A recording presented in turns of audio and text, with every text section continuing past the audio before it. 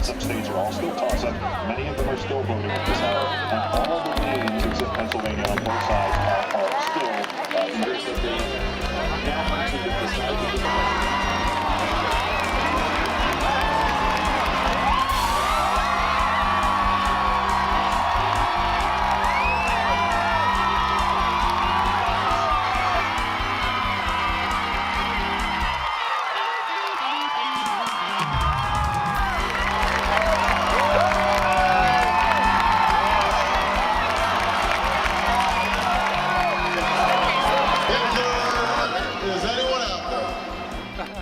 Who still doubts that America is a place where all things are possible.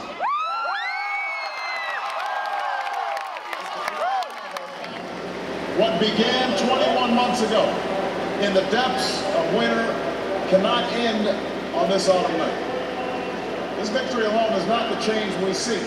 It is only the chance for us to make that change. And that cannot happen if we go back to the way things were. It can't happen without you, without a new spirit of service, a new spirit of sacrifice. So let us summon a new spirit.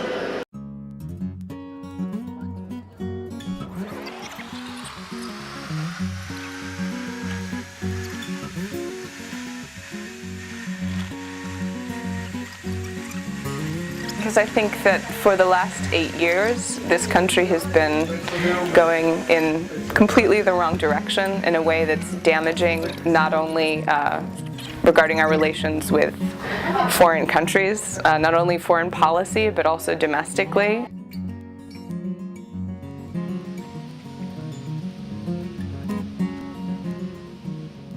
We have a horrible deficit, we're in a recession, the economy is terrible, and we're risking at this point also to lose a lot of our civil rights are at risk, I think. So it's an important election. It's not an ideal world where one can see the sharp, sort of say that they're all the same. It's all part of the American two-party system, which is, you know, has advantages of efficiency, unlike the parliamentary system, but ideologically it tends to make everyone seem the same, certainly from a global perspective.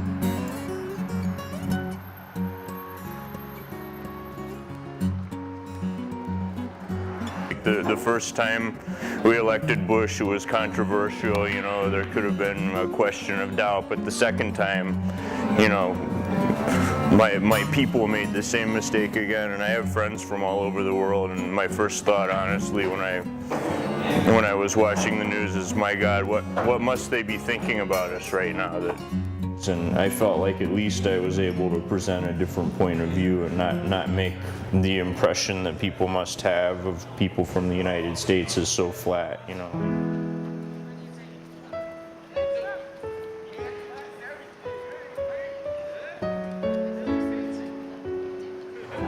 It's kind of a wake-up call. You know, what happens when you just let people not, you know, do whatever they want and not be regulated in the name of the free market? You know, it's not a good mix. They're not going to police themselves. They're gonna, you know, try and trick each other and like make as much money as possible. So yeah.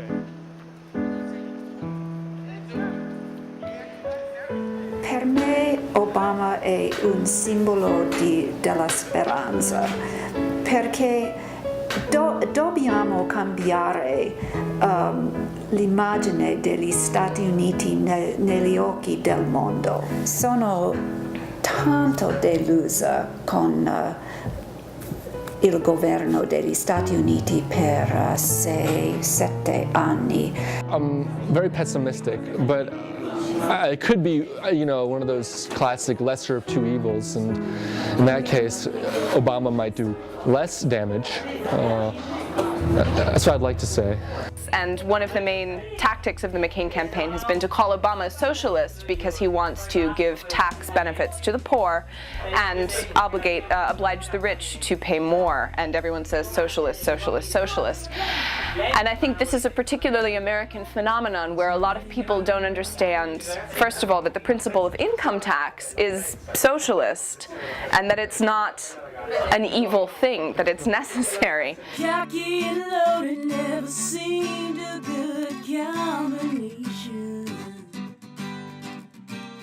I feel incredible, angry, like everybody. I think banks should act, the function that banks perform should be socialized. There should not be a private banking sector. That is a right, the right of credit. It should be owned by everybody. We should all be able to demand credit. That is, if I need money, I should be able to go get money. I know it sounds utopian, but it's not. Sound pretty crazy? Okay. All the lies you've ever read, disguises inside from the distant nothing you can't do. You say, hold you down and find me. This ground, it's a full-blown ascension. It's another dimension.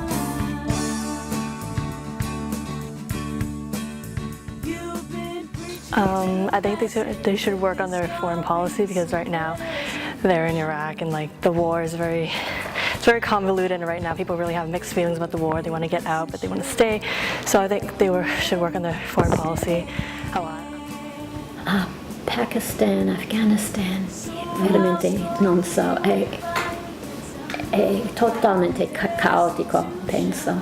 Io non so che cosa pensare, ma sarà molto difficile per il nuovo presidente, è evidente. Obama is at least willing to attempt to have open up diplomatic relations, which is probably a much saner, more intelligent thing to do. But I don't know if I trust what they're saying publicly, you know.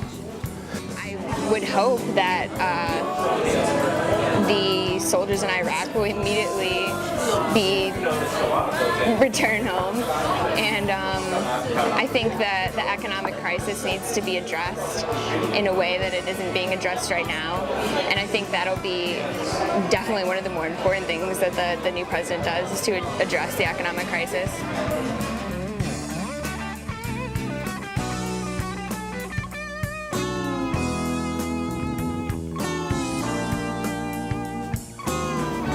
Ma per me è una sorpresa come l'economia del mondo è caduto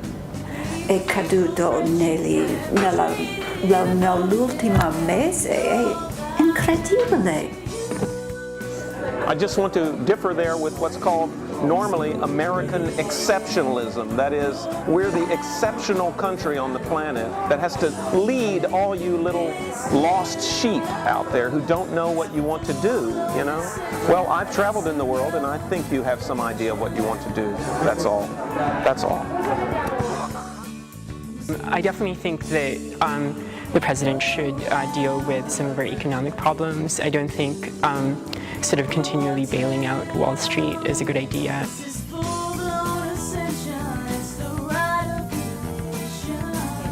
Bush? Non avevamo paura che lui sia un socialista. Dunque è molto interessante e quasi ironico. Well, this is the question, isn't it?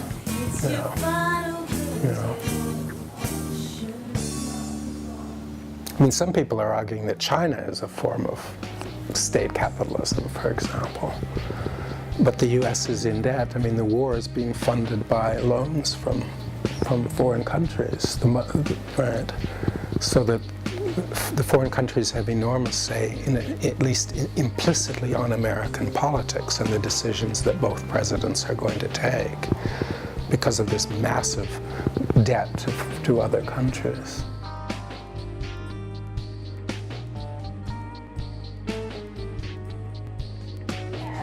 I honestly am embarrassingly uninformed on the origins of the crisis, and therefore can't really formulate a solution. But I think that this idea that the market will correct itself and that no intervention is some sort of solution is ridiculous and absurd. I don't know if I can really see the impact of the new presidency on my life in the way that someone who works in this restaurant, for example, will see the impact.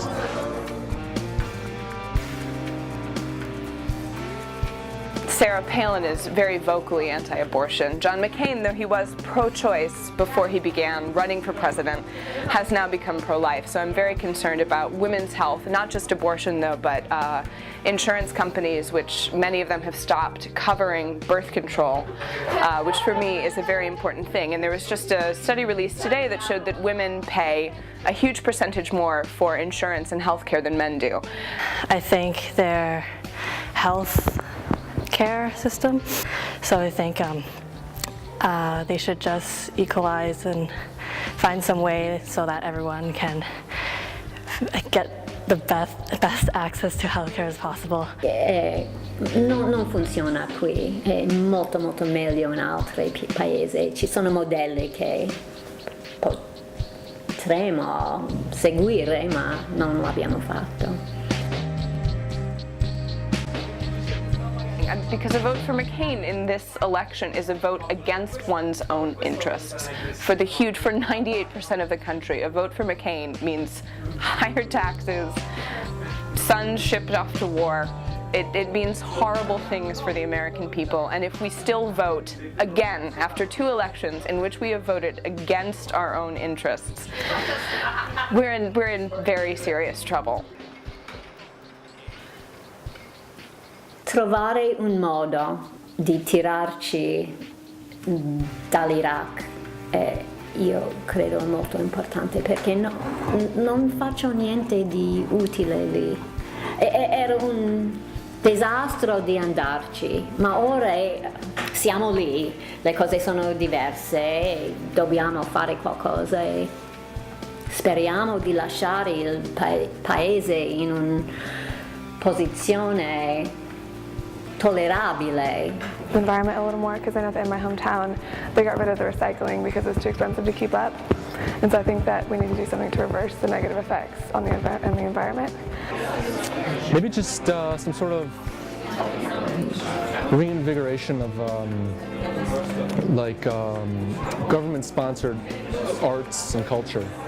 I think that it's taken a back seat in ways it shouldn't have. And work in domestic policies, I guess, because there are some areas I know in the States that are like very poor, and they should just reach out to those low-income families and try to just help them out. And yeah. What do you think is the cost of an education for college? Because obviously we're at an Ivy League school here and it's very expensive. And I mean, of course there are scholarships, but for an average family, it's getting hard to fund their child's education, higher education.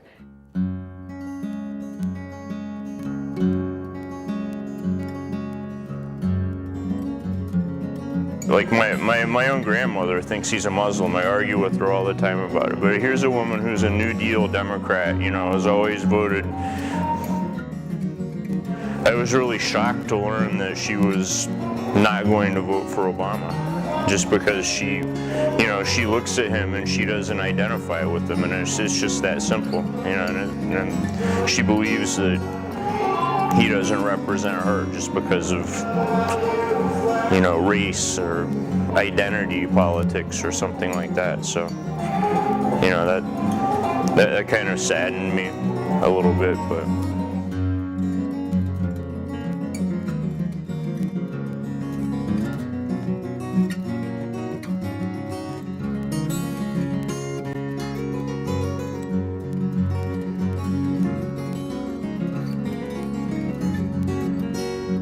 The problem is that there's a kind of cynicism too, and maybe this is an element of an event where there's a lot, the enormous cynicism of politics, where the politician can't really promise to make things better than the opponent, but just will say, I won't make them worse. That's the way I think a lot of people think, but the Obama event, if it's that, would seem to be breaking out of that cynicism.